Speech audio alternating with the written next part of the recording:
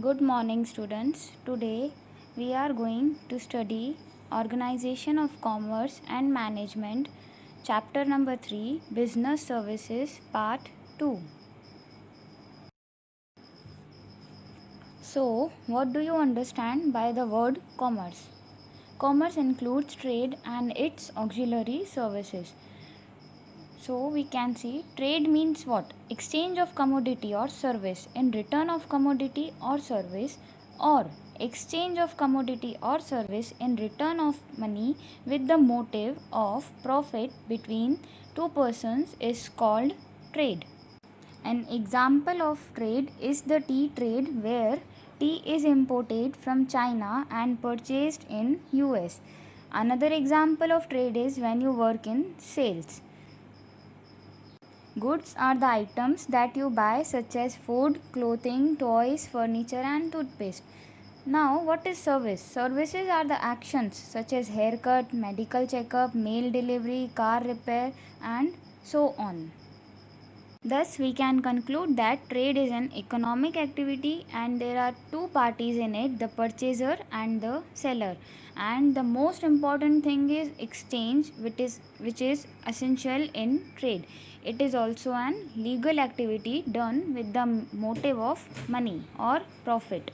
Moving further, what are auxiliary services? Auxiliary services are like helping hands to the trade or commerce, or we can say trade is a part of commerce. And the auxiliary services include the services of banking, insurance, transportation, communication, warehousing, and agents. The world has become a global village from point of view of trade and its auxiliary services. As you all know, importance of commerce is increasing in present time. In commerce, apart from trade, banking is considered as its auxiliary service. Now, what is bank? The word bank is derived from Italian word banco or bancus, which means a bench. The first bank of the world started in Geneva in the year 1407. Evidences of the activities of the bank are also found in the ancient time. Now let us see some definitions of bank. According to Professor Gilbert, a bank or banker is a dealer in capital. Capital means an amount of money that you use to start a business or to put in a bank, etc., so that you can earn more money or kind of interest on it. Or more properly, a dealer in money, he is an intermediary party or middleman person or an institution between the borrower and the lender. According to Professor Kinley, a bank is an institution which receives deposit and advances loans. Now let us see the meaning of bank in simple terms. A bank is an institution which deals in debt of its own and others.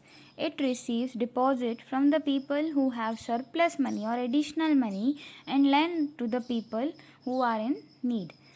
Banking means accepting deposits from the public for the purpose of lending or investment, repayable on demand, and withdrawable by checks, drafts, order, or otherwise.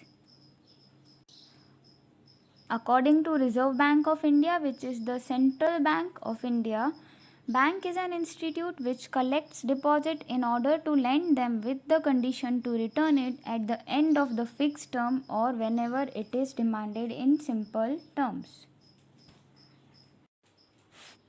Here you can see the various functions of bank. They are responsible for various stakeholders or for the society, such as individuals, organizations, institutions, businesses, firms, corporate sectors, for granting loans, for providing insurance policies, and for mortgaging of assets, and many more. The function of a bank is to collect deposit from the public and lend those deposits for the development of agriculture, industry, trade, and commerce. Bank pays interest at lower rate to the depositor and receives interest on loans and advances from them at higher rates. Apart from these, banking services have been developed very well and variety is found in its services too. There is an immense growth in the services offered by bank and the focus is on customers. It is difficult to make a list of all functions of bank. Functions of bank can be divided mainly in two parts such as main functions and subsidiary functions as they are given on the next page. Here is a chart presenting the functions of bank. We shall study each of them. Now let us see the main functions of bank: to accept or collect deposits, to lend money, to invest money, to do interbanking transactions. Moving further, the main functions of bank or the primary functions. First is accepting deposits. Commercial banks receive deposits from the people who have surplus money and willing to deposit with banks for the purpose of safety and interest, etc. Bank accepts some surplus amount as deposit. The bank pays interest to the deposit holder. The biggest responsibility of bank is to maintain trust of the deposit holder or the customer who invest money in the bank. Bank accepts various types of deposit as per different rate of interest. To meet the needs of people, the bank offers following deposit schemes, namely current account, saving account, fixed deposit and foreign currency accounts. Second is to lend money or advancing loans. Commercial bank lend the money collected from the people under different accounts to the borrowers. Bank accept deposit and provide interest to the deposit holders. The bank lends money to the needy people at a higher rate of interest than it pays to deposit holders. The bank also gains profit from the difference in rate of interest. The bank lends money as per given below. First is by overdraft and cash credit. If a current account holder withdraws more amount than the balance of that account for a predetermined limit and short duration of time, it is called overdraft. The duration of overdraft is short, but when the duration is predetermined, then it is known as cash credit. Next is through call loans. The bank provides loan for either a long term or a short term. In some kind of loans, hypothecation is necessary, while in some kind of loans, hypothecation is not necessary. Hypothecation means अपनी personal asset को mortgage करना, pledge करना या गिरवी रखना. Such loans are provided to either businessman or an individual or industrialist against which the bank demands for guarantee. In the present time, home loan, car loan, education loan, cash credit, machinery loan, gold loan, personal loan, etc. are also available. Then next, third main function of bank is to invest. To invest means to put money into a bank, business, property, etc. in the hope that you will make a profit. The bank cannot get benefit if it is not able to invest and lend the amount of the capital and deposit of the bank. An important work of bank is to invest surplus amount at some secure place and with proper calculations. The bank has to invest some percentage of total deposits in the government securities according to the rules of RBI on which the rate of interest is low. It is inevitable for a bank to get instant cash by withdrawing investment during emergency or some accidental situations. A bank majorly prefers to invest in government securities or in other financially capable units.